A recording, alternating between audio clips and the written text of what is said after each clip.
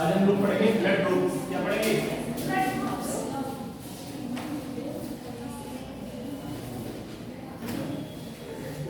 Blood group study करेंगे।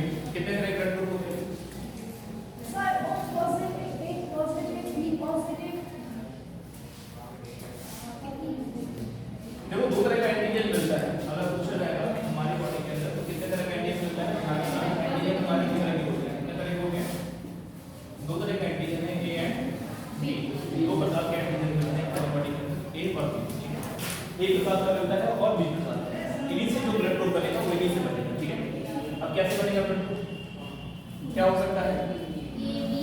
ए ओ हो सकता है। बताइए ओ का मतलब क्या है? पहली बात ओ का मतलब क्या है? समझो ओ का मतलब है कि कोई ब्लड ग्रुप नहीं। यहाँ पर ओ का मतलब कोई एंटीजन नहीं होगा। ठीक है, तो पहले ये देख लीजिए ए हो सकता है, ए ब्लड ग्रुप हो सकता है। कौन सा हो सकता है? ए क्या हो सकता है? बी। कौन सा हो सकता है? बी। दूसरा क्या हो सकता है? A B. और चौथा ओ।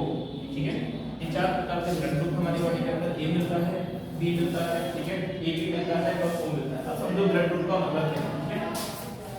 ए का मतलब है कि इसमें कौन से प्रकार का एंटीजन मिलेगा? ए प्रकार का एंटीजन का मतलब क्या है? ये आपकी पहचान है। शब्द इस्तेमाल होता है विज्ञान में एंटीजन। कैसे इस्तेमाल होता है? एक आपने सुना होगा एंटीबॉडी। सुना है एंटीबॉडी? एंटीजन और एंटीबॉडी। ठीक है, तो ये एंटीजन है, ये हमारी बॉडी की पहचान है, ए और बी। ठीक है, ए और बी हमारी बॉडी की पहचान है। ये दो तरह का, ठीक है, दो प्रकार के एंटीजन हमारी बॉडी में मिलेंगे, ए और बी प्रकार के। ठीक है, जिस व्यक्ति के अंदर ए प्रकार का एंटीजन है, सिर्फ और सिर्फ ए प्रकार का एंटीजन है, उसका ब्लड ग्रुप क्या कहलाएगा?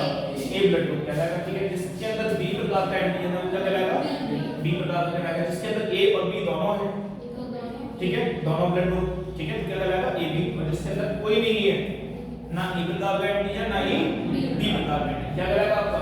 ओ। ठीक है, बात समझ में आया? तो ये किसके बिहाफ पर है? एंटीजन के बिहाफ पर। ठीक है, अब बात आती है एंटीबॉडी की। किसकी बात आती है? एंटीबॉडी। भाई मेरे अगर बात की जाएगी, मेरा ब्लड ग्रुप ए प्रकार का है, ठीक है, और मेरी बॉडी के अंदर बी ब्लड ग्रुप को चढ़ा दिया जाए तो मेरे अंदर कौन सी एंटीबॉडी पैदा होगी? एंटीबॉडी एंटीजन की उल्टी होती है। ध्यान रखिए, इसका अपोजिट कौन है? एंटीबॉडी।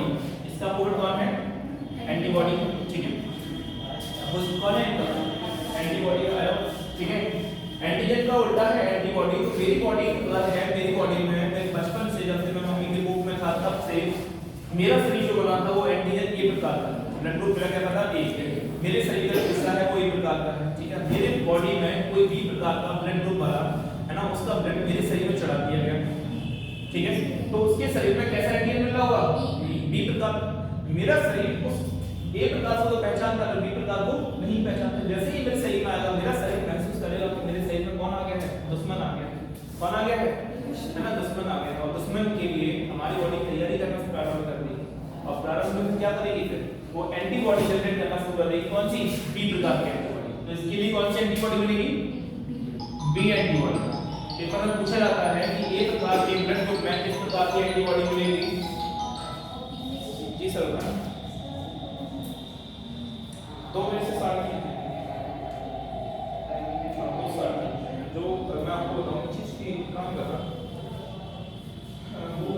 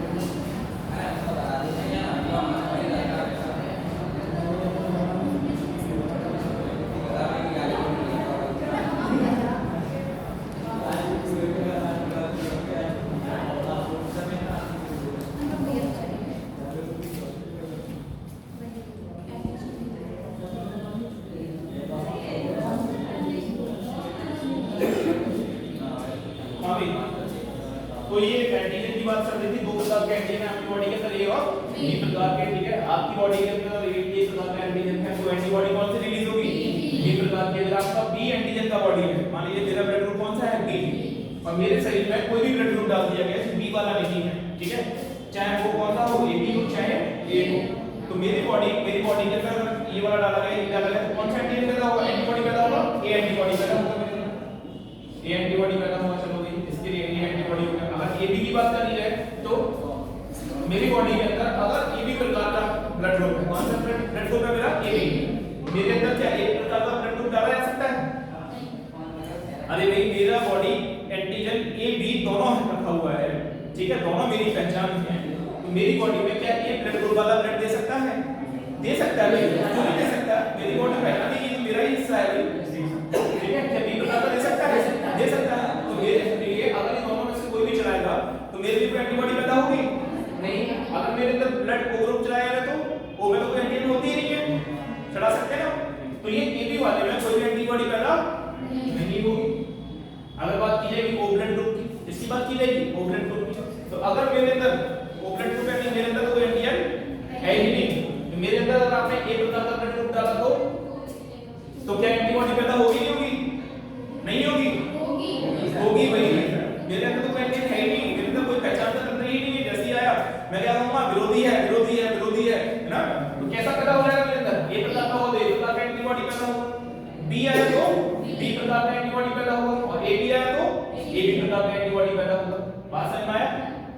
तीनों प्रकार का। इसीलिए मेरे शरीर में ये तीनों एंटीबॉडी पैदा हो सकती है, इसीलिए मैं तीनों प्रकार की ब्लड ग्रुप, इसकी बात कर रहा हूं और इसकी बात कर रहा हूं, ठीक है। इसमें तीन प्रकार के एंटीबॉडी पैदा हो सकते हैं, इसमें तीनों प्रकार के हो सकते हैं, इसमें एक भी प्रकार का नहीं होगा। यानी मेरी बॉडी के अंदर क्या सभी तरह के ब्लड ग्रुप चलाए जा सकते हैं? चलाए जा सकते हैं। इसमें ए बी में क्या ए वाला चला सकता हूं मैं? क्या बी वाला चला सकता हूं? क्या ओ वाला चला सकता हूं? तो मैं कैसा हो जाऊंगा? यूनिवर्सल एक्सेप्टर, क्या बन जाऊंगा? यूनिवर्सल एक्सेप्टर बन जाऊंगा मैं हर चीज एक्सेप्ट कर सकता हूं, ठीक है, किसी ब्लड ग्रुप को मैं एक्सेप्ट कर सकता हूं, ठीक है। इसकी बात की जाए तो ओ वाला, अगर मैं कहूं ओ वाले को क्या ए बी वाले को चला सकते हैं? क्या ओ वाले को, ओ वाला ब्लड ग्रुप ए बी वाले को चला सकते हैं? नहीं चला सकते। ओ वाले में कोई एंटीजन नहीं है, जैसे ही तुम्हारे शरीर में चला जाएगा तो क्या तुम्हारी कोई पहचान है? तुम इनविजिबल हो, तुम्हारी कोई पहचान ही नहीं है, तुम्हारे पास कोई एंटीजन ही नहीं है, तुम इसके शरीर में चढ़ सकते हो, तुम इसके शरीर में जाओगे, जैसे इसके शरीर में घुसोगे इसको कुछ मालूम ही नहीं चलेगा, क्योंकि पहचान क्या है? एंटीजन, और इसके पास कोई एंटीजन है नहीं है, तो जब इसके शरीर में ये जाएगा तो क्या ये पहचान कर पाएगा? नहीं पहचान कर पाएगा। क्या इसको चढ़ा सकते हैं? चढ़ा सकते हैं। इसको चढ़ा सकते हैं? बी को चढ़ा सकते हैं? नहीं चढ़ा सकते। इसको भी चढ़ा सकते हैं। तो ये क्या बन जाएगा? Universal donor. क्या बन जाएगा? यूनिवर्सल डोनर बन जाएगा। क्या बन जाएगा? यूनिवर्सल डोनर बन जाएगा। बात समझ में आ रहा है? ये यूनिवर्सल एक्सेप्टर बन जाएगा। विवरण पूछा जाता है कौन है जो सबका ब्लड ग्रुप ले सकता है, तो कौन है जो सबका ब्लड ग्रुप ले सकता है? ये भी ले सकता है। कौन है जो सबको ब्लड ग्रुप दे सकता है? ओ। और कौन है जो सबका ब्लड नहीं ले सकता? कौन नहीं ले सकता? ओ के अलावा जितने भी हैं उनका ब्लड ग्रुप कौन नहीं ले सकता? ये जो डोनर है ना, वो किसी को एक्सेप्ट नहीं कर सकता। क्यों? क्योंकि जैसे ही ये आया, जैसे ही बी का आया, जैसे ही ये बी का आया, क्या बन जाएगा? एंटीजन बन जाएगा। बात समझ में आ रहा नहीं आ रहा है?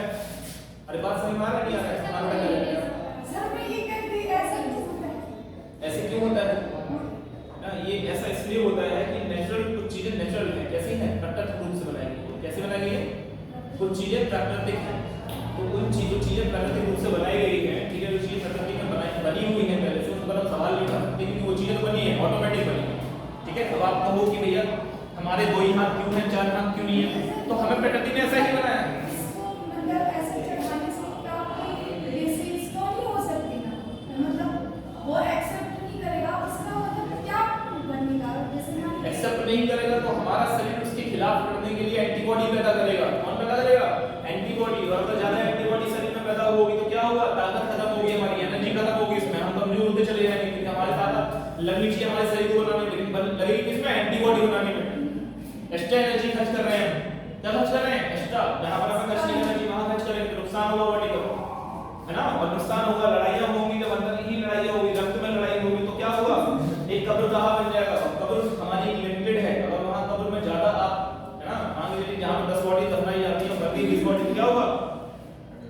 होगा? दिक्कत हो जाएगी, है ना? सर दिक्कत हुई तो किसको दिक्कत होगी? शरीर को दिक्कत होगी। एक ऐसी बीमारी पैदा हो सकती है आपके शरीर में जिसका इलाज की संभावना हो, फिर अगर अति से ज्यादा होगी तो क्या हो सकता है? डेथ अगर हो सकता है ना, डेथ हो सकती है, मृत्यु भी हो सकती है। अगर ज्यादा ही अगर ब्लड ग्रुप आपने दूसरे का चला दिया, छोटा मोटा थोड़ा बहुत चलाया तो क्या होगा? एंटीबॉडी पैदा होगी, लड़ाई होगी, खत्म हो जाएगा मामला। लेकिन ज्यादा चला दिया तो क्या होगा? है ना, एंटीबॉडी, अगर तुम एंटीबॉडी ही नहीं बना पाए तो क्या होगा? है ना, तुम्हारे युद्ध में तुम्हारी क्या हो जाएगी? हार हो जाएगी। हार मतलब क्या है? आपके जीवन की समाप्ति। बात समझ में आ रहा है? आपके दिमाग पर अटैक कर सकती है, आपके किसी पर भी अटैक कर सकती है, ठीक है? तो ये आपको ब्लड ग्रुप समझ में आ रहा है? ब्लड ग्रुप बनते कैसे हैं? अब ये बात आती है कि पॉजिटिव और नेगेटिव, पॉजिटिव और नेगेटिव की बात चलती है कि ये पॉजिटिव का मतलब क्या है और नेगेटिव का मतलब क्या है, ठीक है? एक तीसरे प्रकार का एंटीजन और होता है, ठीक है? ये मेन एंटीजन ये ही है, कौन-कौन से? ए और बी। ये तीसरे प्रकार का एंटीजन और होता है और वो एंटीजन इन पर जुड़ जाता है। क्या होता है? इनका जुड़ जाता है। A+ पर जुड़ सकता है, A- भी जुड़ सकता है। क्या हो सकता है? A-। माइनस का मतलब क्या है? प्लस का मतलब क्या है? ये समझिए। प्लस का मतलब है कि इसमें एंटीजन है। प्लस का मतलब क्या है? एक है A पॉजिटिव, एक है A माइनस। माइनस का मतलब है कि इसमें एंटीजन नहीं मिल रहा है। और प्लस का मतलब क्या है? इसमें एंटीजन है। अगर ये तीसरे प्रकार का इसमें एंटीजन है, जैसे मैं हूं O पॉजिटिव, कौन हूं मैं? O पॉजिटिव, तो मैं सबको ब्लड दे सकता हूं, मैं सबको ब्लड दे सकता हूं, ठीक है? मैं O पॉजिटिव, तो मेरे अंदर एंटीजन अगर नहीं है तो मैं क्या करूंगा? नेगेटिव। क्या देना? नेगेटिव। तो एक बीमारी होती है, असल में इस पॉजिटिव नेगेटिव चर्चा इसलिए होती है कि एक बीमारी होती है इरेथ्रोब्लास्टोसिस फेटालिस, ठीक है? Erythroblastosis fetalis.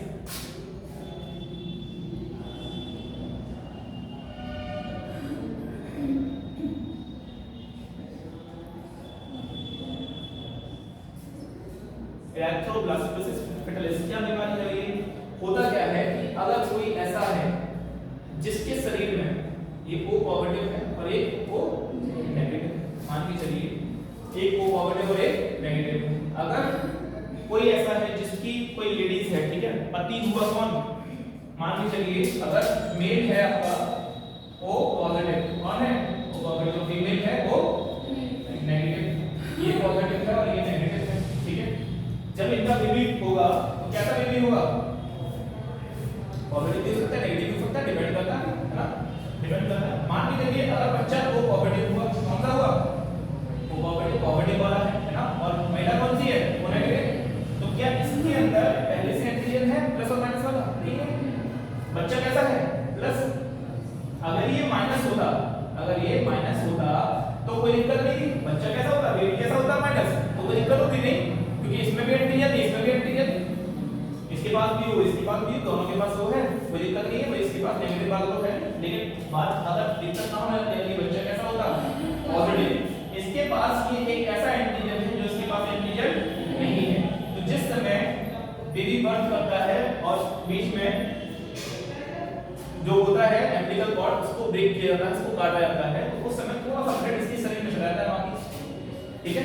तो अगर ये प्लस वाला ब्लड ग्रुप का थोड़ा सा इसमें जाएगा तो इसमें क्या होगा? एंटीबॉडी पैदा हो जाएगी। अरे एंटीबॉडी पैदा हो जाएगी, नहीं हो जाएगी? इसमें एंटीबॉडीज पैदा हो जाएंगे, बहुत सारे एंटीबॉडीज होंगे। पहली बार में कोई दिक्कत नहीं होगी, पहली बार बच्चा हो जाएगा, बच्चे को कोई नुकसान नहीं पहुंचेगा, आराम से बच्चा हो जाएगा। लेकिन अगर दूसरा बच्चा भी हुआ, दूसरा बच्चा क्या हुआ? फिर दूसरा बच्चा हुआ, पहले बेबी को कोई दिक्कत नहीं, इसके अंदर क्या आ गया? एंटीबॉडी आ गई। अगला बच्चा हुआ, उस बच्चे में क्या हुआ? इस मां के अंदर जो एंटीबॉडी बन रही है, ठीक है? ये जैसे ही आएगा शरीर के अंदर, ये इस पर क्या करने लग जाएगी? अटैक। क्यों करने लग जाएगी वो अटैक? क्योंकि ये क्या समझेगी? ये कौन है? दुश्मन है। कौन है? दुश्मन है। पहले से ही एंटीबॉडी तैयार हो जाती है इसके अंदर। और सेकंड बेबी में, सेकंड वाली बर्थ में क्या होता है कि मदर की भी डेथ हो सकती है और बच्चे की भी डेथ हो सकती है। अगर बच्चे की डेथ हो तो मदर की डेथ होने की संभावना है नहीं है?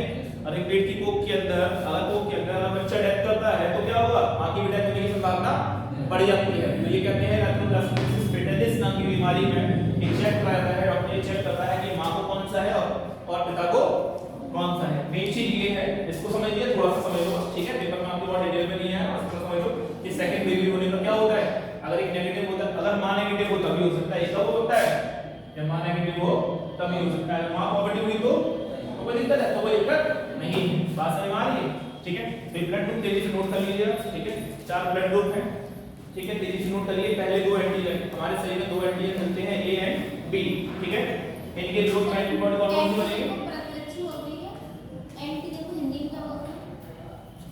प्रतिरोध तो इसको बोलते हैं जो एंटीबॉडी होती है, ठीक है, और एंटीजन को बोलते हैं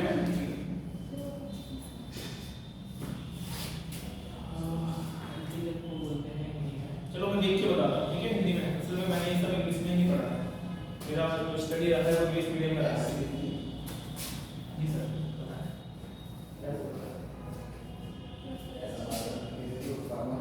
हमारे पास तो सर एक है, दूसरा मिल जाता है तो हम आपको जरूर देंगे।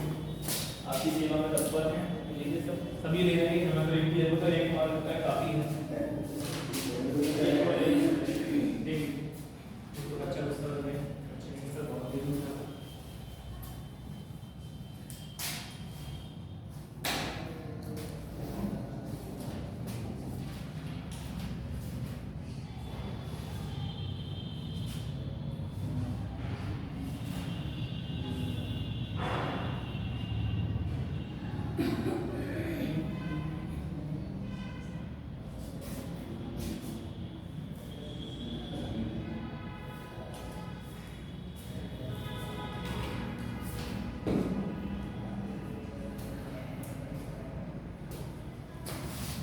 ये जो पॉजिटिव और नेगेटिव वाला बताया गया ना ये, ठीक है, इसको आरएच फैक्टर बोलते हैं। क्या बोलते हैं?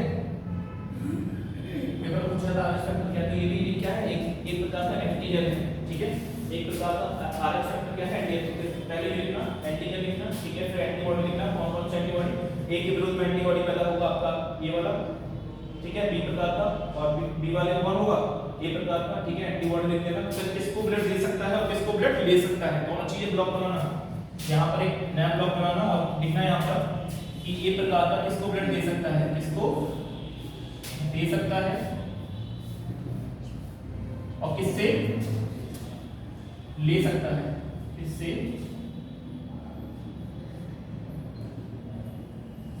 ठीक है, ए बी और ओ। ए किससे किसे दे सकता है, ए को दे सकता है, ठीक है, और किसको दे सकता है, ओ को दे सकता है। किसको दे सकता है, ओ को दे सकता है, ए बी को दे सकता है, ठीक है, बी को दे सकता है और ए बी को दे सकता है। ए बी वाला किसको दे सकता है, ए को दे सकता है, बी को दे सकता है, ए बी वाला ए को दे सकता है, बी को दे सकता है। जो बताइए, ए बी वाला दे सकता है क्या, ए बी वाला ए को दे सकता है, ए बी वाला सिर्फ और सिर्फ किसको दे सकता है, सोच कर बताओ, आराम से तसल्ली से बताइए, कोई जल्दीबाजी नहीं। ए बी ब्लड ग्रुप है, इसके पास ए बी का एंटीजन है। अगर इसको देगा तो बी प्रकार का एंटीबॉडी पैदा हो जाएगा, इसको देगा तो ए प्रकार का एंटीबॉडी पैदा हो जाएगा, और इसको देगा तो इसी प्रकार का होगा, नहीं दे सकता। हाँ तो बताएं मुझे, ठीक है, ये किसको दे सकता है, ए बी वाला। यहाँ सोच के बताओ, ठीक है, ये मुझे सोच के बताइए, यहीं से सोच लो ना, यहीं सोच लो। इसके पास ए और बी का एंटीजन है, कौन सा एंटीजन है इसके पास, ए और बी। तो अगर ये इसको देता है तो इसके पास एक प्रकार का एंटीजन पहचान नहीं सकता है, बी प्रकार का नहीं है, बी प्रकार का एंटीबॉडी पैदा हो जाएगा। इसको देगा तो बी प्रकार का पहचानेगा, ए प्रकार का नहीं पहचानेगा, ए प्रकार का एंटीबॉडी पैदा होगा। इसको दोगे तो ना तो इसके पास ए है ना ही इसके पास बी है, क्या वो दे सकता है, नहीं दे सकता। अरे दे सकता है क्या, नहीं दे सकता। किसी को पहचानने की क्षमता नहीं है, दोनों को क्या समझेगा, दुश्मन समझेगा। तो सिर्फ किसको दे पाएगा, ये सिर्फ ए बी को दे सकता है ना। ओ की बात करो तो ओ के पास कोई एंटीजन नहीं है, आप क्या पहचानेंगे, है ना। हम कैसे हैं, अरे हम तो कैसे हैं, कहते हैं रास्ते पे घूमते हुए किसी के दरवाजे को खटखटाते कोई हमसे नहीं पूछे, है ना, हमारे पास तो हमारी कोई पहचान ही नहीं है ना। तो ये ए को भी दे सकता है, बी को भी दे सकता है और ए बी को भी दे सकता है और ओ को भी दे सकता है ना। ये बी को दे सकता है, ए बी को दे सकता है, पर ओ को नहीं दे सकता। ए को दे सकता है और ए बी को दे सकता है, ठीक है। ए को हवाला किससे ले सकता है, ए प्रकार का किससे ले सकता है, अरे ए प्रकार का ब्लड किससे ले सकता है, ए प्रकार वाला ए प्रकार से ले सकता है, ले सकता है क्या, ए बी से ले सकता है क्या, बी से ले सकता है ब्लड, ए प्रकार का बी प्रकार से ले सकता है क्या ब्लड, नहीं ले सकता। क्या ए बी प्रकार से ले सकता है, नहीं ले सकता। ओ से ले सकता है, ओ से ले सकता है, ओ से ले लेगा, ठीक है। बी की बात करो तो बी से तो ले सकता है, ठीक है। इसके अलावा किससे ले सकता है, ओ से ठीक है ना, इससे ले पाएगा ना, इससे ले पाएगा। इसकी बात करो, ए बी किससे ले सकता है, ए बी प्रकार का ब्लड ग्रुप किससे ले सकता है, ए से ले सकता है। पहले ए बी से तो ले सकता है, ए से भी ले सकता है, बी से भी ले सकता है और ओ से भी ले सकता है। इसकी बात करो तो ये किससे ले सकता है, ओ से ले सकता है। क्या ए से ले सकता है, क्या बी से ले सकता है, क्या ए बी से ले सकता है, नहीं, ये किसी से नहीं ले सकता।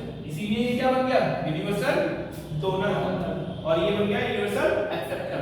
बात समझ में, ये किससे ले सकते हैं, किससे ले सकते हैं, इनके पास कौन सा एंटीजन है, इसके पास कौन सा एंटीबॉडी। पेपर में डायरेक्ट सवाल पूछा जाता है, ठीक है, अगर आपको नहीं पता है तो ये लिख लीजिए, ठीक है, आसान रहता है सवाल। कोई बहुत टफ नहीं है। अगर पूछा जाए तीसरे प्रकार का कौन सा एंटीजन हमारी बॉडी के अंदर मिलता है, तो तीसरे प्रकार का कौन सा एंटीजन मिलता है, आर एस फैक्टर, ठीक है। दो प्रकार के होते हैं आर एस फैक्टर, एक पॉजिटिव होता है, एक नेगेटिव होता है। पॉजिटिव का मतलब है इसमें एंटीजन मिलेगा, इसमें एंटीजन मिलेगा, इसका मतलब क्या है, एंटीजन नहीं मिलेगा। अगर दूसरी की बात करोगे तो एंटीजन नहीं मिलेगा। पॉजिटिव का मतलब है, पॉजिटिव क्या नहीं है, अरे तुम गई है ना टाइफाइड का चेकअप करवाने गए और रिपोर्ट में लिख क्या गया, पॉजिटिव, है ना, क्या लिखा गया, पॉजिटिव। तुम कहते हैं अरे हम तो बचे, पॉजिटिव है। अरे एक पॉजिटिव का मतलब क्या है, आप बीमार हो, आपके अंदर ये वायरस बैक्टीरिया मिल गया है, बात समझ में आ रहा है। तो इसका मतलब भी क्या है, आरएस पॉजिटिव का मतलब क्या है, आपके अंदर ये चीज मिल गई है। पॉजिटिव का मतलब क्या है, एंटीजन आपके अंदर बॉडी में मिला है, ठीक है, तो आरएस फैक्टर का है। इसी से वो इससे बीमारी का नाम क्या है, ग्राफ्लोसिस फिटालिस, ठीक है, फिटालिस नहीं फिटालिस, FETALIS फिटालिस, ग्राफ्लोसिस फिटालिस। सर ये डेंजरस डिसीज है। हां बिल्कुल।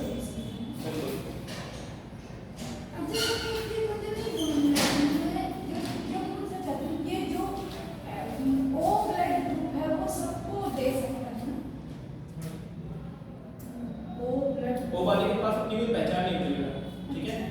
जब उसके पास कोई पहचान नहीं है तो जब किसी के घर में घुसेगा तो कोई उसे पहचान पाएगा, हंसने की बात नहीं है, नहीं पहचान पाएगा, पहचान नहीं पाएगा, क्यों नहीं पहचान पाएगा, क्योंकि इसके पास अपनी कोई पहचान नहीं।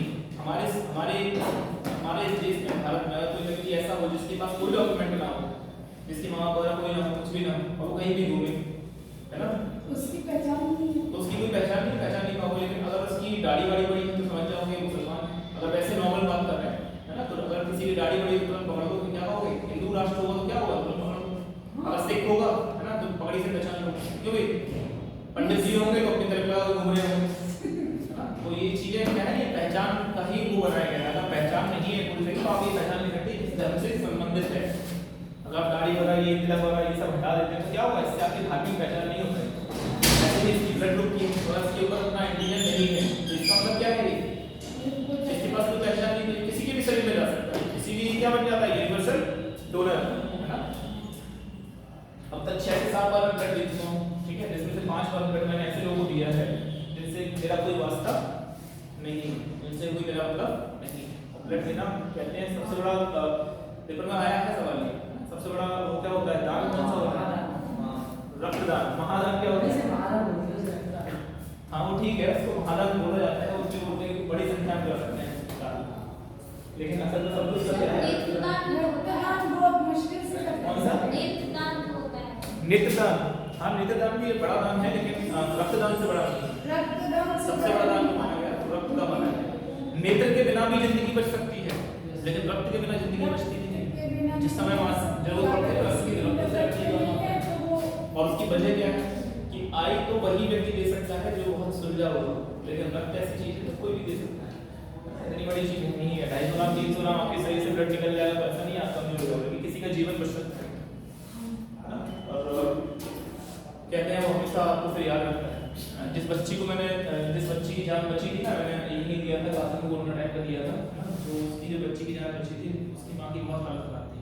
हम लोग ऐसे चाय जैसे चलता है, वहीं में चाय पीता हूँ, अक्सर मैं जाता हूँ वहीं कोने में दुकान है, वहाँ चाय पीता हूँ, है ना। मैं चाय जैसा ऐसे गोली पीता हूँ, उसके साथ बहुत दूर कभी लहर लहर चाय पीता हूँ, ठीक है, तो मैं वहीं पीता हूँ चाय।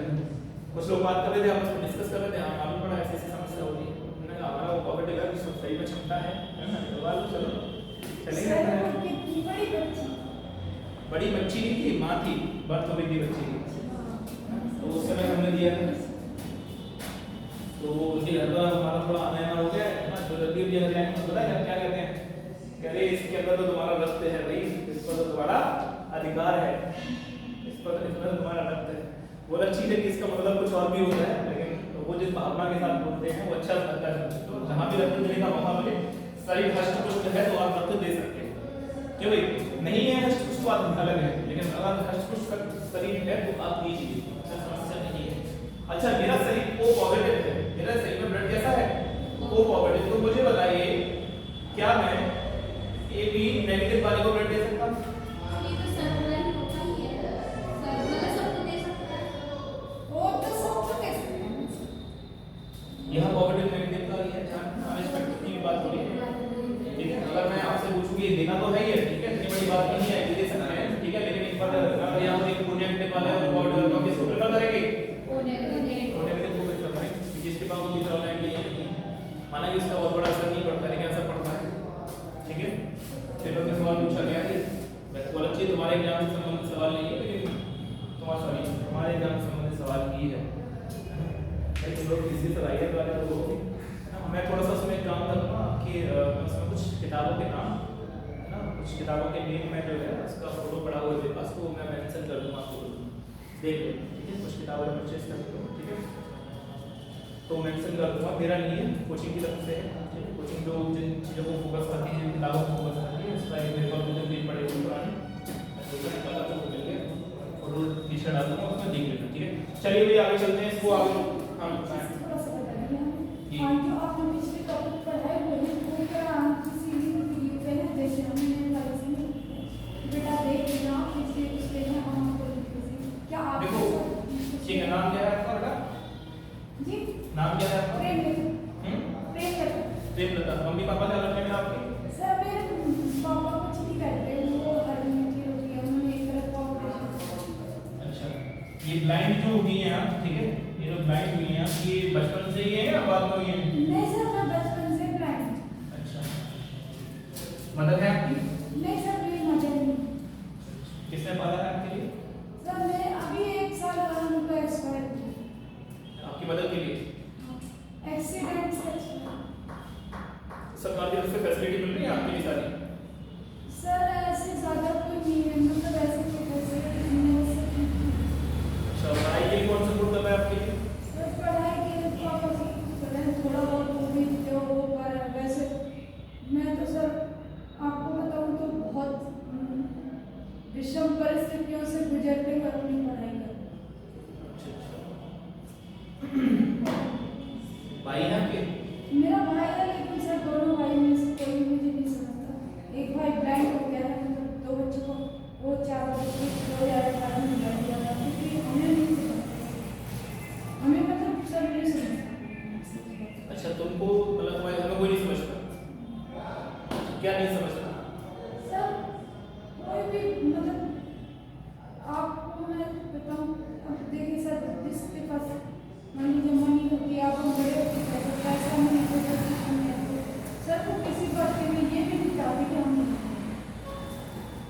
मैं तुम्हारे प्रति भावुक नहीं हूँगा, पता है क्यों भावुक नहीं हूँगा? वो इसलिए भावुक नहीं हूँगा कि तुम्हें जीवन अपने खुद ही है अकेले लड़ना है, क्यों भाई?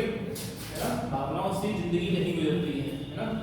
तो तुम स्ट्रांग हो, और बाकी जो लोग बैठे हुए हैं उन लोगों को भी बोलूँगा भाई कमजोरियाँ जीवन का हिस्सा नहीं है ना? हमारे 2 आंखें हो सकता है, हमारे 10 हाथ हो तो और अच्छा होता है, आसानी से काम कर लेते हैं।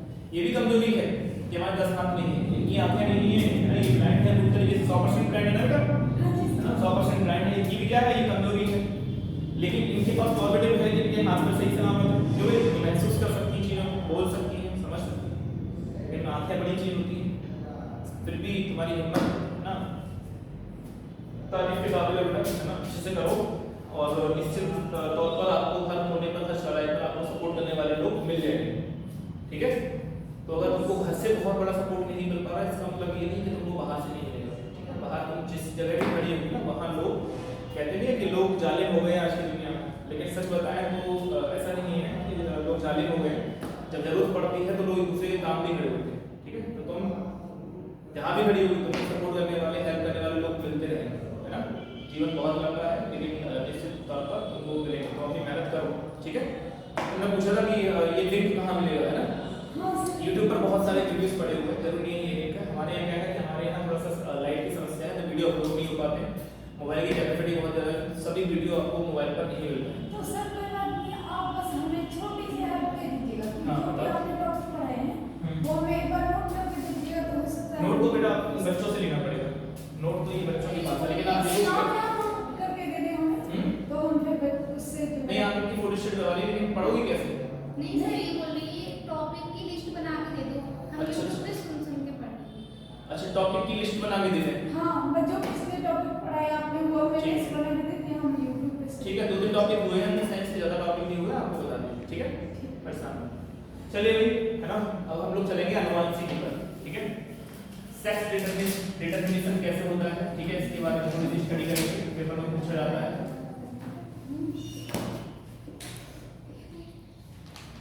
ठीक है?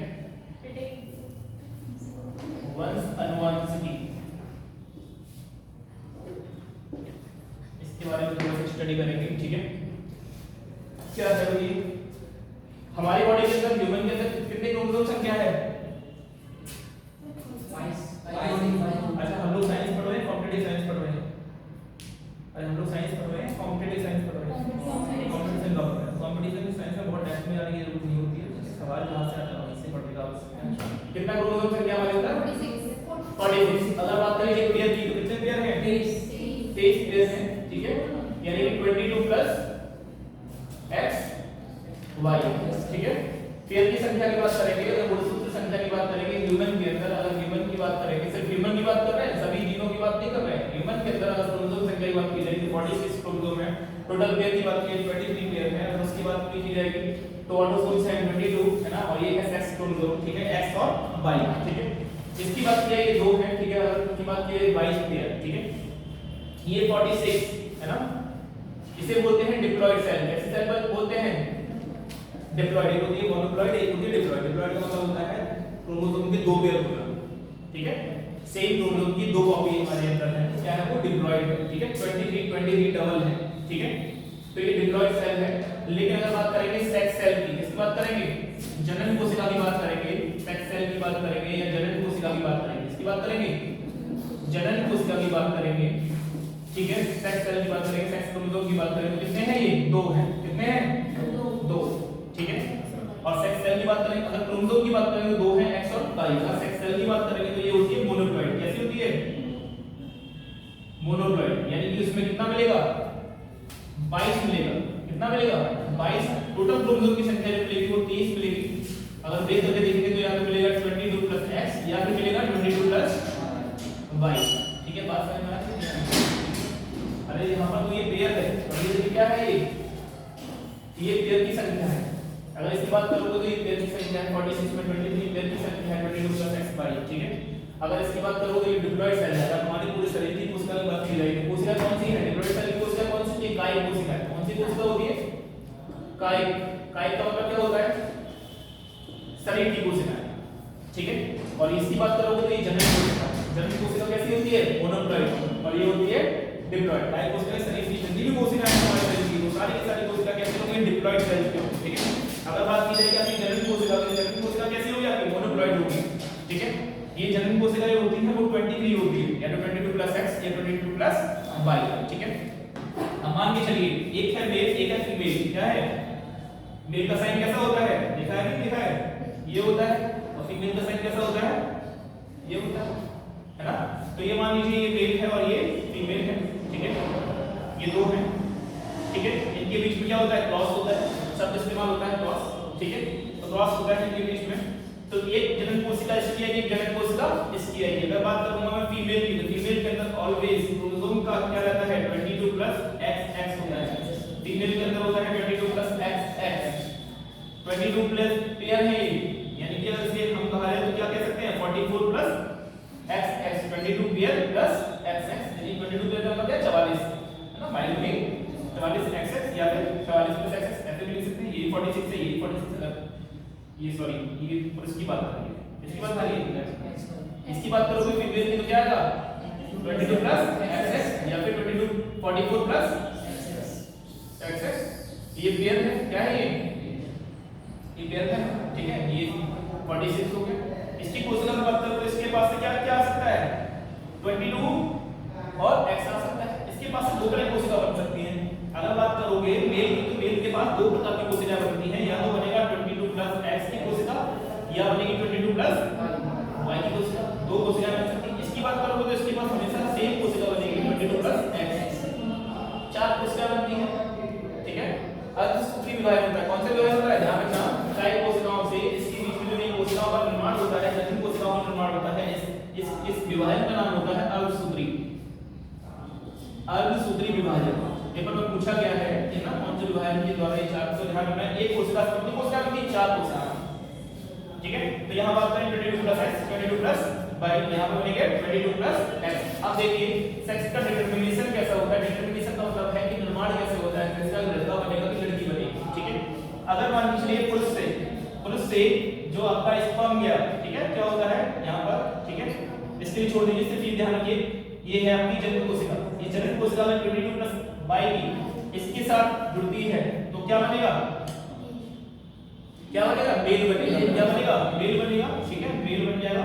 और अगर ये कोशिका इसके साथ जुड़ेगी तो फीमेल बनेगी।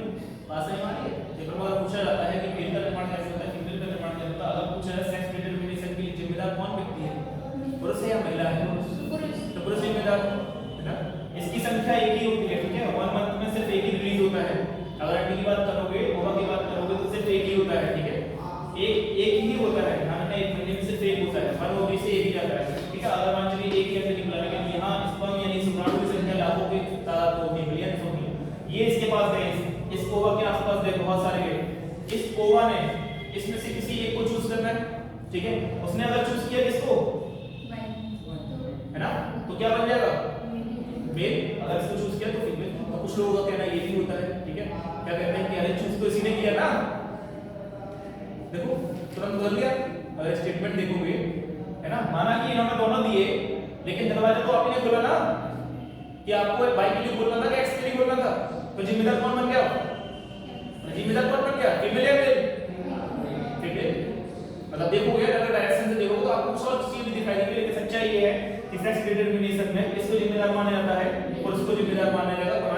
पौराणिक कथाओं से देखा जाएगा तो फीमेल जिम्मेदार है, ठीक है। वो लोग किसको जिम्मेदार मानते थे? महिला को जिम्मेदार मानते थे। यहाँ पर देखा जाए तो पुरुष जिम्मेदार है, महिला जिम्मेदार नहीं है। इसका दूसरा ये है, कुछ लोग जो इस चीज को क्रिटिसाइज करते हैं, उसके लिए मैंने बताया कि क्रिटिसाइज कैसे किया। लेकिन सरल पेपर में अगर सवाल आएगा तो आपको क्या बताना है? कौन जिम्मेदार है? पुरुष जिम्मेदार है, महिला जिम्मेदार नहीं है, ठीक है। क्योंकि आपका इसके साथ कौन जुड़ा? अरे आप में, अब देखो तीसरा एमएल, अरे आप में क्षमता थी एक्स वाले में क्षमता थी तो एक्स वाला दरवाजा बोलेगा ना, वाई वाले में क्षमता होगी तो वाई वाला बोलेगा। तो क्षमता तो आपके अंदर थी। कुल मिलाकर ये सेक्स डिटरमिनेशन समझ में आया, पेपर में आया तो ले रहा हूं इसको, ठीक है। लेकिन कई बार क्या होता है कि यहाँ पर बीमारियां पैदा हो जाती हैं। क्या बीमारियां पैदा होती हैं? कैसी बीमारियां होती हैं? सेक्स डिटरमिनेशन के समय में बहुत सारी बीमारियां हैं, ठीक है। उन बीमारियों के बारे में अलग से पढ़ाऊंगा, थोड़ा सा बता दूं कैसे बीमारी होती है। ये जो 22 प्लस x और 22 प्लस y थे, अगर ये y अलग नहीं हुआ और ये y इसी के संग आ गया, क्यों भाई? या ये y यही पर रहा, ये 23 हो गया। कितना हो गया क्रोमोसोम संख्या? 23। आनी चाहिए 22 लेकिन बन गई 23। तो क्या हो सकता है? बीमारी पैदा होगी। सिंड्रोम्स होते हैं, इस बीमारी के लिए होते हैं सिंड्रोम। बड़ी बीमारी होती है क्या बोलते हैं? सिंड्रोम बोलते हैं। क्या बोलते हैं? जब बड़ी बीमारी होती है उसे सिंड्रोम के नाम से जानते हैं, क्योंकि दो तीन बीमारी इकट्ठी होती है, बड़ी बीमारी सिंड्रोम के नाम से जानते हैं, ठीक है। सिंड्रोम्स वाली बीमारियां हैं, ठीक है। इनको मैं आपको अलग से बीमारियां नहीं होती क्रोमोसोम वाली, वो मैं अलग से बताऊंगा, ठीक है। इसको देखिए से नोट कर लो। मानसिक बीमारी होती है ना, डाउन सिंड्रोम, मानसिक क्या, देखो कुछ भी हो सकता है, लेकिन डाउन सिंड्रोम होता है वो मानसिक बीमारी का टच ज्यादा करता है। लेकिन वो मानसिक बीमारी क्या है? वो आपकी शारीरिक समस्या है। जब आपके शरीर में कोई एक अंग जब खराब हो जाता है तो उसका असर आपके दिमाग पर जाता है, ये नेचुरल है। हाँ, ये जरूर है कि अगर कोई चीज आपकी पूरी तरह से ध्वस्त हो जाए तो फिर आपको स्ट्रांग बनना ही पड़ता है। ये आप लोग आज हम सब में सबसे स्ट्रांग पर्सनालिटी अगर कोई बैठा हुआ तो ये बच्ची बैठी हुई है, क्योंकि इतनी स्ट्रेंथ होना पता लगा भैया। सॉरी, कुल मिलाकर ये हम सब में सबसे स्ट्रांग कौन है? ये बच्ची बैठी। हमारे पास तो बहुत कुछ है। अरे हम लोग पढ़ाई नहीं भी करेंगे तब भी जीवित रहेंगे। कोई ये कहे कि पढ़ाई करने से ही खुश रहा जा सकता है, नौकरी लेकर ही खुश रहा है, तो ऐसा नहीं है। लेकिन ये है पढ़ाई हमारे जीवन को और बेहतर बनाती है ना। शिक्षा हमारे जीवन को सिर्फ बेहतर खुद को बेहतर नहीं बनाती, हमारे आसपास के लोगों को भी बेहतर बनाने का कार्य करती है। हम सिर्फ खुद के लिए नहीं जीते, हमारी जो शिक्षा है वो कम से कम हमारे घर वाले लोगों को भी और है ना मजबूती देने का काम करती है। तो सिर्फ आप पढ़ाई जो कर रहे हैं ना, सिर्फ अपने लिए नहीं कर रहे हैं, आपकी इस पढ़ाई का असर आपके आसपास रहने वाले 10 लोगों को पड़ेगा। 10 लोगों से ऊपर नहीं पड़ेगा, नीचे नहीं पड़ेगा, मजबूत बनेंगे 10 लोग। एलिफेंट नोट कर लीजिए इसकी, और इसमें दो शब्द और लिख लीजिए। मानव के संपूर्ण जेनेटिक कोड की खोज, मानव के संपूर्ण जेनेटिक कोड की खोज हरगोविंद सिंह खुराना या हरगोविंद खुराना के द्वारा की गई थी। संपूर्ण जेनेटिक कोड संपूर्ण जेनेटिक कोड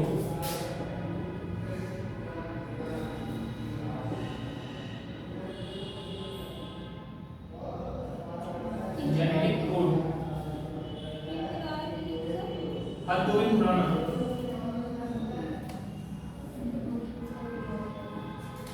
बहुत फेमस है ये, ध्यान रखना, पेपर में पूछा जा सकता है सवाल। हरगोविंद खुराना संपूर्ण जेनेटिक कोड। क्या है संपूर्ण जेनेटिक कोड में? क्या है जेनेटिक कोड का मतलब क्या है? ये आपके क्रोमोसोम है ना, इस पे जीन्स लगे हुए हैं, क्या लगे हुए हैं? इस पर जीन्स हैं। क्रोमोसोम क्या है? ये क्रोमोसोम मान के चलिए, ये क्रोमोसोम है। इसमें क्या है? ये फैला हुआ है डीएनए। क्या है ये? डीएनए फैला हुआ है। इसी डीएनए पर ना ये क्या है?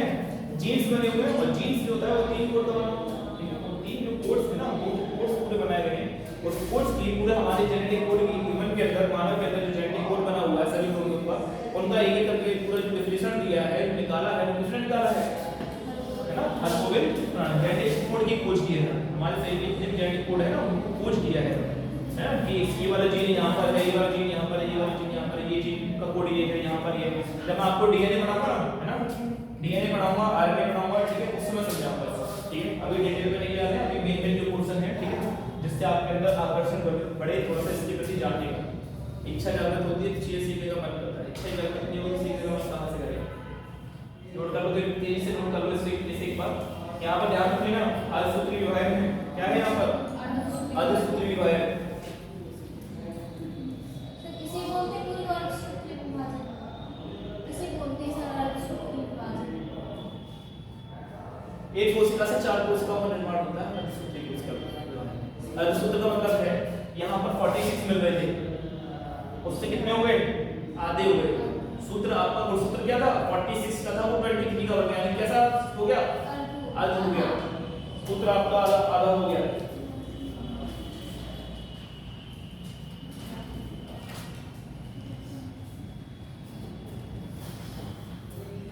आगे चलिए, खाद्य पोषण लिखिए। खाद्य पोषण क्लियर हो? करो तेजी से करो। मैंने सोचा था आपका 3 दिन के लिए जो है 3 दिन के लिए आपका इकोनॉमी रखा जाए और 2 दिन का आपका साइंस रखा जाए। ज़्यादा बड़े बड़े पोर्शन नहीं है, आराम से कंप्लीट हो सकते हैं। पर हमारे संतोष सर का कहना है कि नहीं, ठीक है, तो ठीक है, नहीं तो नहीं।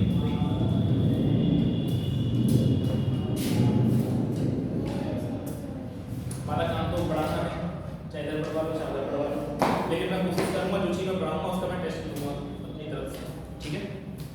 मैं 15 या 20 मिनट का एक टेस्ट जरूर दूँगा आपका सर्टिफिकेट पर, ठीक है। जो भी चीज़ पढ़ेंगे उसका है ना फ्राइडे को, इससे मेरा कोई इसका सरकारी कोई नहीं है इसका, है ना, लेकिन हम तो सब्जेक्ट को पढ़ाना है, प्रैक्टिकल तो हम कर सकते हैं, उसमें कोई रोल नहीं है।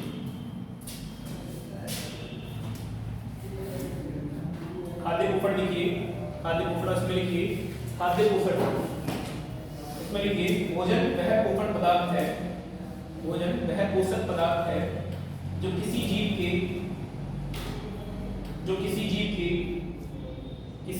वृद्धि,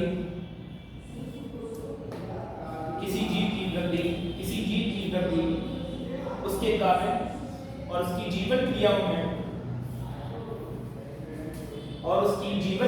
में ऊर्जा देने का कार्य करता है, और उसकी जीवन क्रियाओं में ऊर्जा देने का कार्य करता है,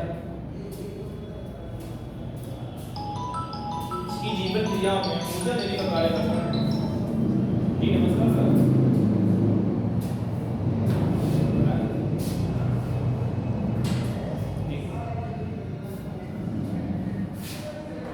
नहीं सर, मैंने तो कुछ नहीं देखा सर अभी।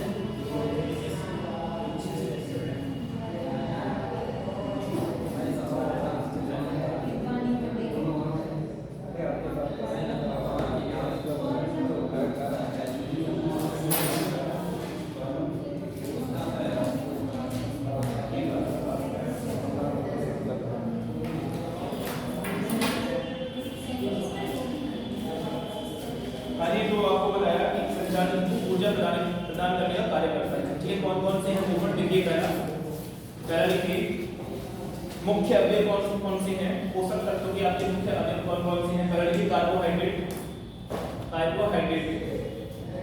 कार्बोहाइड्रेट अगर पूछा जाए तो मैं मुख्य अवयव कौन से हैं, कार्बोहाइड्रेट है, वसा है, वसा, कार्बोहाइड्रेट वसा, प्रोटीन, कार्बोहाइड्रेट वसा, प्रोटीन, खनिज लवण, और विटामिन। ठीक है,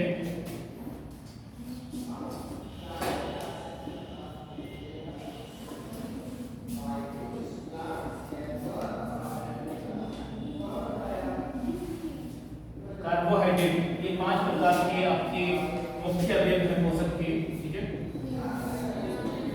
अगर आपको कभी खाना हो और खाने में अगर आपको चीजें देखनी हो, ठीक है,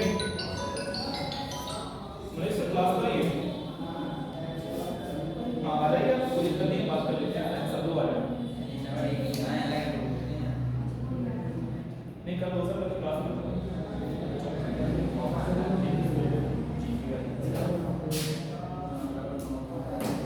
ठीक है, तो ये अगर आपसे पूछा जाएगा खाने का, अगर पूछा जाएगा तो कार्बोहाइड्रेट रहेगा आपका। ठीक है, आपको अगर देखना हो कि आप खाना खाने जा रहे हैं तो उसमें आपको कार्बोहाइड्रेट लिखना है, देखा है।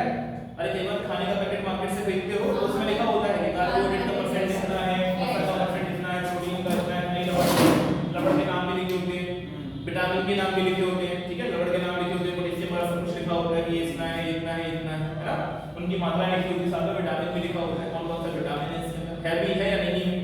अगर आप मछली वाला खरीदेंगे है ना, मछली का जिसमें पोषक पदार्थ आता है वो खरीदेंगे तो उसमें कई सारे आपको विटामिन दिखाई देंगे। ठीक है, तो आपको ये पता होना चाहिए, पेपर में सवाल पूछा जाता है। कार्बोहाइड्रेट की हेडिंग बनाइए, कार्बोहाइड्रेट हेडिंग बनाइए, कार्बोहाइड्रेट के सवाल कार्बोहाइड्रेट से पूछे जाते हैं कि कार्बोहाइड्रेट किस किस से मिलकर बनता है।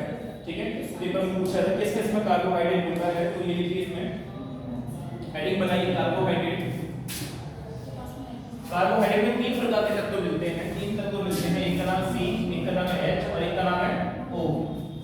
देखिए 3 तत्व मिलते हैं इसके अंदर। कार्बोहाइड्रेट में 3 प्रकार के तत्व मिलेंगे आपको, कार्बन मिलेगा, हाइड्रोजन मिलेगा और ऑक्सीजन मिलेगा। सामान्यतः जिसका अनुपात मिलता है उस अनुपात का भी पूछा गया, किस अनुपात में मिलता है, 1:2:1 अनुपात जो रहेगा कार्बोहाइड्रेट का, है ना, CHO का अनुपात जो रहेगा वो 1:2:1 रहेगा, यानी 1:2, 2:1। कार्बन की मात्रा 1 होगी, हाइड्रोजन की मात्रा 2 होगी और ऑक्सीजन की मात्रा भी 1:3 होगी। ठीक है, ये इसका अनुपात रहेगा।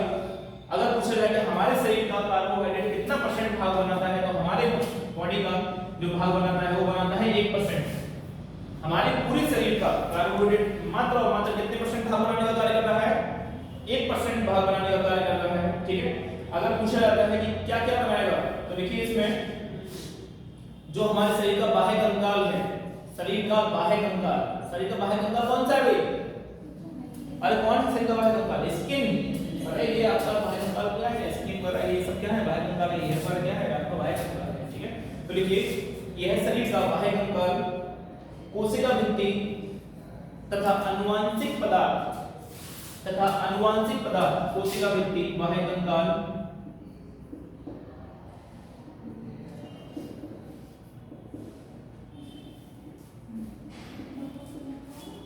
कोशिका भित्ति और क्या बताया?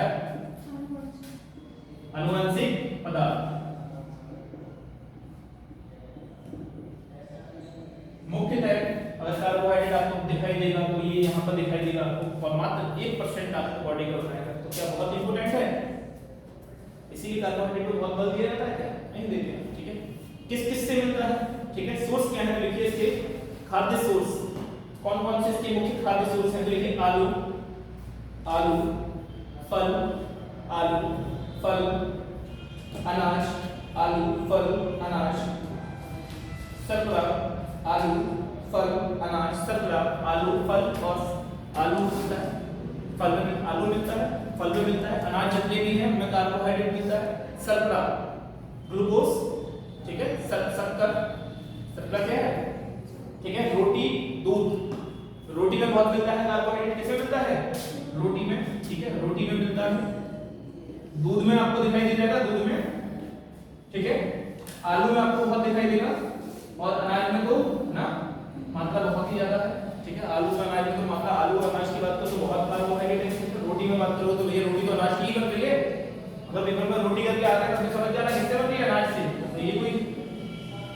कोई मतलब नहीं है इसका, मुख्य चीज क्या है, ये सब चीजें जो प्राकृतिक रूप से हमें प्राप्त होती हैं। अगर डालिए बसा, बसा क्या कहते हैं, बसा करिए बताइए इसमें फैट।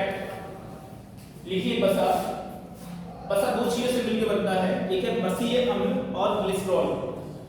बसीय अम्ल जब बात करेंगे बसा की तो बसीय अम्ल और ग्लिसरॉल। पेपर में पूछा जाता है कि बसा किस से मिलकर बनता है, तो बसा दो चीजों से मिलकर बनता है। जब बसा की बात करेंगे आप, यानी इसे कहते हैं फैट्स, ठीक है, तो दो चीजों से मिलकर बनेगा। ये क्या होता है, बसीय अम्ल और ग्लिसरॉल, ग्लिसरॉल, ठीक है, ग्लिसरॉल होता है, ध्यान से ग्लिसरॉल,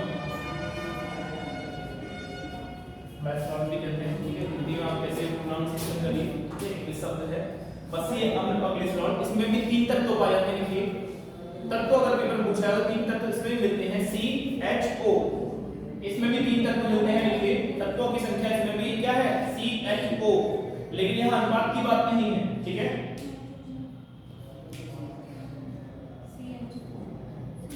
दो तरह की बसाएं मिलती हैं आपको, एक मिलेगा आपको जंतु बसा और एक मिलेगी आपको वनस्पति बसा। दो तरह की बसाएं हैं, दो तरह के फैट्स मिलते हैं, एक होता है जंतु की वसा होती है और एक होती है वनस्पति की वसा। अगर जंतु की वसा की बात करेंगे तो ये होती है अर्धकोश। कैसी होती है, अरे देखा ना घर में देखने के लिए क्या है, पूरी चर्बी देख लीजिए, हमारे अंदर भी तो फैट है भाई, क्यों नहीं है हमारे अंदर फैट, ठीक है। तो ये कैसे है ना, आपने कहीं देखा हो नॉनवेज जो लोग खाते हैं उन्हें देखते होंगे सफेद सफेद ना चर्बी होती है, तो क्या अर्धकोश है। लेकिन वनस्पति वसा कैसी है, तरल, ध्यान रखना, वनस्पति वसा तरल होती है, तरल अवस्था में, इसीलिए कहते हैं कि वनस्पति वसा खाइए, है ना, जंतु वसा मत खाइए। जंतु वसा क्या होती है, अर्धकोश होती है, जम जाती है ज्यादा, है ना। वनस्पति वसा क्या है, लिक्विड पोर्शन है, निकलते रहे। जो कमजोर व्यक्ति है उन्हें कौन सी वसा खानी चाहिए, जंतु वाली खानी चाहिए। लेकिन जो व्यक्ति है ना ऐसे है जिनको फैट की बहुत आवश्यकता नहीं है, कैसी वसा खानी चाहिए, वनस्पति वसा खानी चाहिए, तरल अवस्था में खानी चाहिए ताकि जम ना पाए शरीर के अंदर, ठीक है। आगे चलिए इसमें लिखिए, अगर हमसे पूछा है बसा का अपघटन हमारे शरीर में कहां पर होता है, ठीक है, बसा हमारे शरीर में कहां पर पचाई जाती है, पेपर में पूछा था। देखिए इसका अपघटन हमारे पाचन तंत्र में लाइपेज एंजाइम के द्वारा, लाइपेज एंजाइम का नाम है लाइपेज एंजाइम के द्वारा छोटी आंत में होता है। कौन सी आंत में, ध्यान रखना, पेपर में सवाल पूछा गया है, फैट कहां पर पाचित होता है, फैट कहां पर पचाया जाता है, कहां पचाया जाता है, फैट छोटी आंत में पचाया जाता है। और कौन सा एंजाइम होगा जो फैट को पाचन क्रिया में कार्य करेगा, लाइपेज, एंजाइम का नाम है लाइपेज। आगे चले, आगे लिखिए इसमें कहां से है, कौन-कौन है जहां से ये मिलता है, तो लिख लीजिए कौन-कौन से सोर्सेस हैं। घी, क्या हो सकता है, घी, मक्खन, घी हो सकता है, मक्खन हो सकता है। अरे भैया आप लोग घर में घी इस्तेमाल कर रहे हैं, कौन सी वसा है, जंतु है बस या वनस्पति वसा है, घर में जो घी इस्तेमाल करते हैं कौन सी वसा है, वनस्पति जंतु है, जंतु वसा है भाई, है ना, भैंस की या गाय की चर्बी का ही तो है, तो कौन सी वसा होगी, जंतु वसा है। इसीलिए वो कैसी होती है, अर्धठोस होती है। देखा ना, घर में जो हम लोग रिफाइंड यूज करते हैं वो कौन सी वसा है, वनस्पति वसा है, इसलिए वो कैसी है, लिक्विड है। समझ में आ रहा है, ठीक है। तो इसमें लिखिए कौन-कौन से सोर्सेस हैं, देखिए घी, मक्खन, अगर आप घी खाते हैं, मक्खन खाते हैं, अंडा खाते हैं, पनीर खाते हैं, मांस खाते हैं, अंडा में मिलता है बहुत, ठीक है, पनीर में भी मिलता है, अंडे में मिलता है, पनीर में मिलता है, मांस में मिलता है। मांस खाने में इसमें चर्बी होती है, मांस में भी चर्बी है, ठीक है।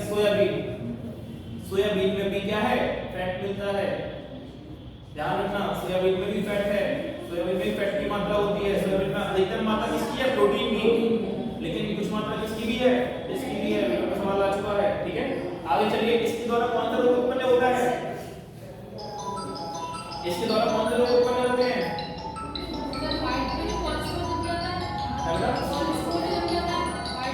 हाँ कोलेस्ट्रॉल, उससे कोलेस्ट्रॉल इसी को बोलते हैं, है ना।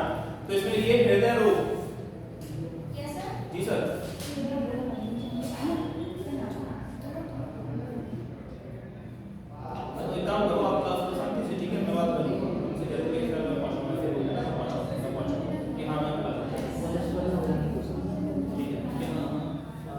दूंगा, आप बस मुझसे कह दो, मैं तो पास हूं। अब वो आप टेंशन मत लो, ठीक है सर, मैं खड़ा हूं, फिर मैं सब लोग चले लेंगे। आप क्या दोस्त? ठीक, बिल्कुल बिल्कुल आप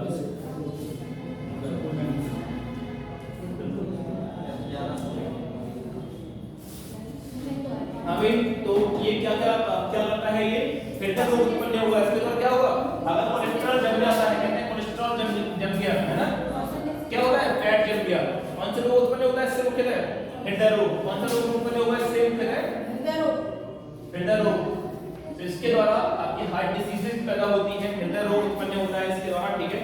लिखिए इससे कौन सा रोग उत्पन्न हुआ, इसके द्वारा हृदय रोग उत्पन्न होगा। आगे इसमें लिखिए क्या क्या काम करता है, महत्वपूर्ण है कि ये कार्य क्या करता है, बसा कार्य क्या है शरीर के अंदर। तो लिखिए इसके अंदर ऊर्जा उत्पादन, ऊर्जा उत्पादन, ऊर्जा उत्पादन, ऊर्जा का उत्पादन करने का कार्य करेगा।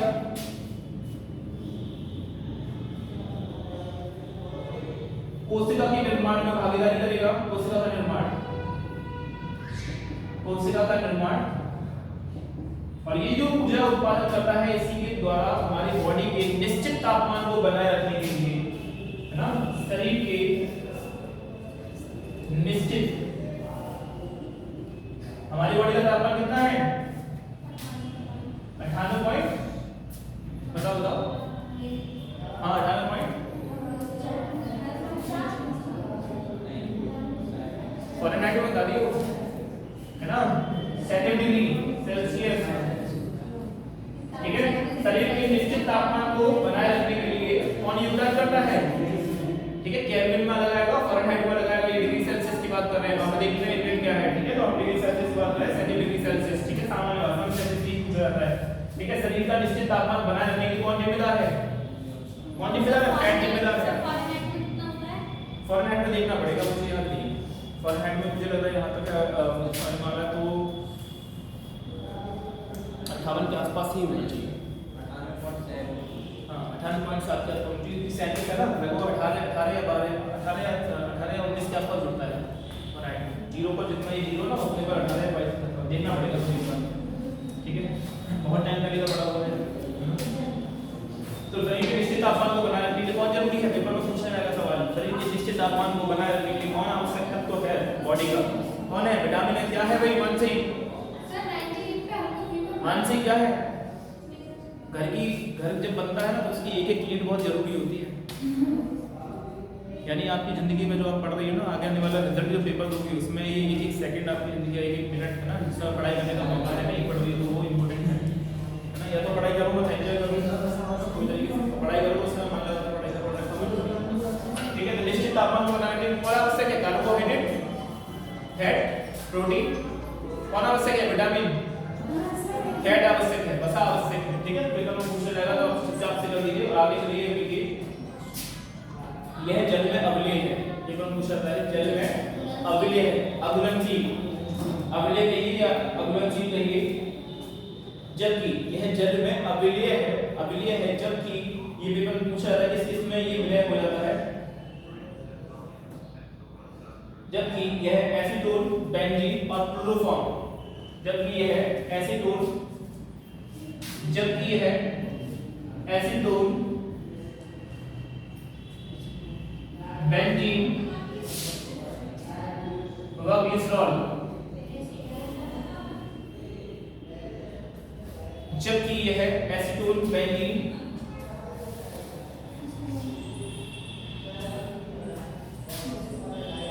क्लोरोफॉर्म, जबकि यह एसीटोन, बेंजीन और क्लोरोफॉर्म में घुलनशील है। क्या है ये तीनों चीजें, एसीटोन क्या है, बेंजीन क्या है, क्लोरोफॉर्म क्या है, तो बता सकते हैं भाई, बेंजीन कितने कार्बन रिंग होती है, तो बता सकते हैं, 6 होती है, 6 कार्बन होते हैं, इसमें बेंजीन 6 कार्बन रिंग में बस सवाल पूछ रहा है, ठीक है।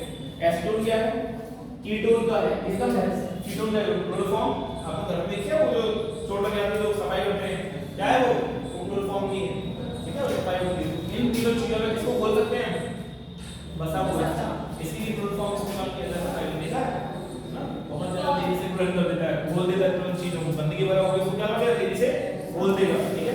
बेंजीन ये एसीटोन भी इस्तेमाल होता है इसमें, ठीक है। घोलने में ये जो आपकी सफाई होती है इसमें एसीटोन भी इस्तेमाल हो जाता है। क्यों? क्योंकि सफाई अच्छी कर सकता है, ये घोल सकता है, अच्छी क्षमता है घोलने की। तो पेपर में तीन चीजें पूछी जाती है, किसमें घुलनशील है, क्या एसीटोन में घुलनशील है, बेंजीन में और क्लोरोफॉर्म, ग्लिसरॉल में भी आता है बार बार। ग्लिसरॉल क्या है, ग्लिसरॉल क्या है,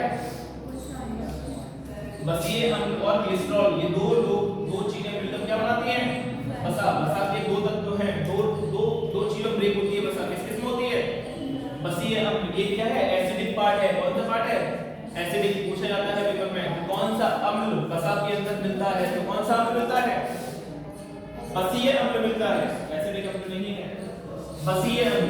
वसा के अंदर कौन सा अम्ल है, बसीय अम्ल है। और क्या मिलेगा सबमें, ग्लिसरॉल, ठीक है। ग्लिसरॉल की छोटी-छोटी लंबी होती है ना, रिंग्स चेन्स होती है ग्लिसरॉल, ठीक है। कभी केमिस्ट्री में मामला है ना, तो पढ़ाते हैं केमिस्ट्री कुछ ऐसे, ठीक है। लेकिन इतना समझ लीजिए बस, पेपर में पूछा है क्या है, ग्लिसरॉल और ये है, ठीक है। आगे चलिए डालिए प्रोटीन। आइए भाई तीसरा पार्ट लिखिए, प्रोटीन। प्रोटीन से सवाल क्या पूछा जाएगा पेपर में, कौन-कौन सी चीजें हैं जो प्रोटीन से संबंधित पेपर पूछी जाती है।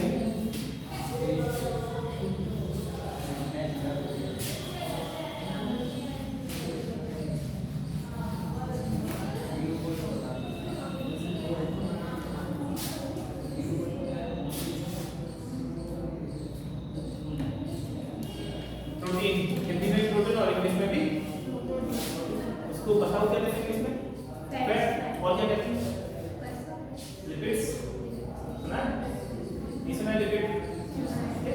तो लिपिड यही है। फैट को क्या कहते हैं, असली शब्द क्या है, लिपिड।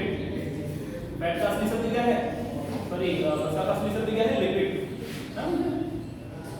फैट नहीं है, ठीक है। चलिए फिर लिखिए प्रोटीन। प्रोटीन में पेपर में दो तीन सवाल बहुत इंपॉर्टेंट है, ठीक है, पेपर पूछे जाते हैं। लिखिए प्रोटीन। प्रोटीन अमीनो अम्ल के बहुलक हैं और यह 20 प्रकार के होते हैं। यह है अमीनो अम्ल का बहुलक है। क्या है, बहुलक का मतलब जानते हैं, बहुलक चेन के रूप में लगे होते हैं, ठीक है। कई सारी यूनिट आपस में जुड़ी होती है, ठीक है। मान लीजिए एक कोशिका है, दूसरी कोशिका, तीसरी कोशिका, चौथी, पांचवी, छठी, ठीक है, बहुलक हो गया, ठीक है। तो यह अमीनो अम्ल का बहुलक है। बहुलक मतलब क्या, चेन के रूप में है, ठीक है। कितने प्रकार के अमीनो अम्ल मिलते हैं, और यहाँ 20 प्रकार के अमीनो अम्ल पाए जाते हैं। ध्यान रखना, पेपर में डायरेक्ट सवाल पूछा जाता है कितने प्रकार के प्रोटीन में अमीनो अम्ल मिलते हैं, कितने प्रकार के मिलते हैं, 20 प्रकार के। बेहद इंपॉर्टेंट सवाल है, 20 प्रकार के अमीनो अम्ल मिलते हैं। यह अमीनो अम्ल दो प्रकार के होते हैं, कमेंट किए हैं। अमीनो अम्ल दो प्रकार के होते हैं, एक है अनावश्यक,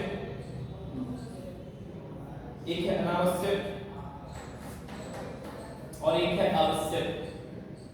यह अमीनो अम्ल दो प्रकार के होते हैं, एक है अनावश्यक अमीनो अम्ल और दूसरा क्या है, आवश्यक अमीनो अम्ल। एक है अनावश्यक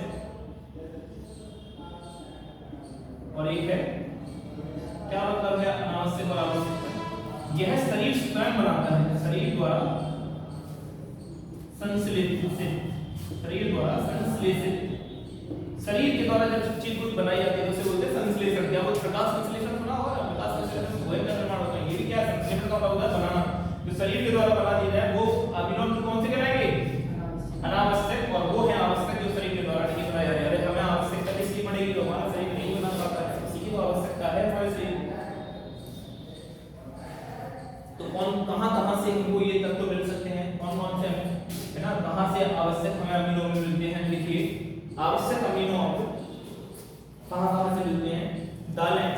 कहां से मिलेंगे, दालें। अरे प्रोटीन कहां मिलती है, दालों में मिलती है, दाल, मछली, दाल, मछली है, अंडा है, दाल, मछली, अंडा, पत्तीदार सब्जी। कौन सी सब्जी की बात करी है, पत्तीदार सब्जी। ये सब्जी में ध्यान रखना, पत्तीदार सब्जी होगी।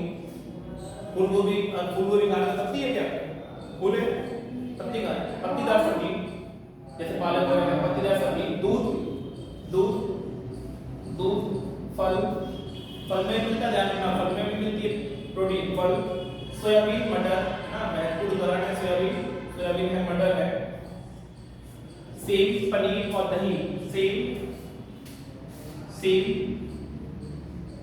पनीर व दही, दही में भी प्रोटीन मिलता है ना, सेम में मिलता है सब जानते हैं, दही में मिलता है, ये सबको नहीं पता होगा। अब प्रोटीन की कमी से दो रोग होते हैं, पेपर में पूछ रहा था, दो रोग हैं, ठीक है। प्रोटीन की कमी से दो रोग होते हैं। कितने रोग हैं प्रोटीन की कमी से हमारे शरीर के अंदर? दो रोग हैं। लिखिए प्रोटीन की कमी से होने वाले रोग, ऐसे लिखिए प्रोटीन की कमी से होने वाले रोग, दोनों ही महत्वपूर्ण है, पेपर में पूछे गए हैं।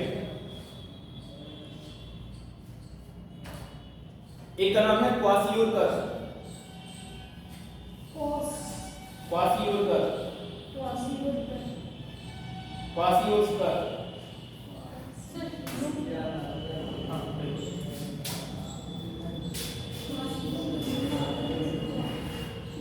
क्वासियोलकर, और दूसरा है मेरिस्मस, मेरिस्मस, क्वासियोलकर और मेरिस्मस। देखिए क्वासियोलकर और मेरिस्मस दो रोग हैं, दोनों ही बच्चों में होंगे, ठीक है।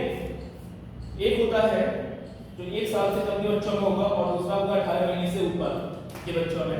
पहला वाला जो रोग है वो 18 महीने से ऊपर के बच्चों में होगा। कितना होगा? 18 महीने से ऊपर के बच्चे, और ये होगा 1 साल से नीचे, 1 साल से नीचे के बच्चों में,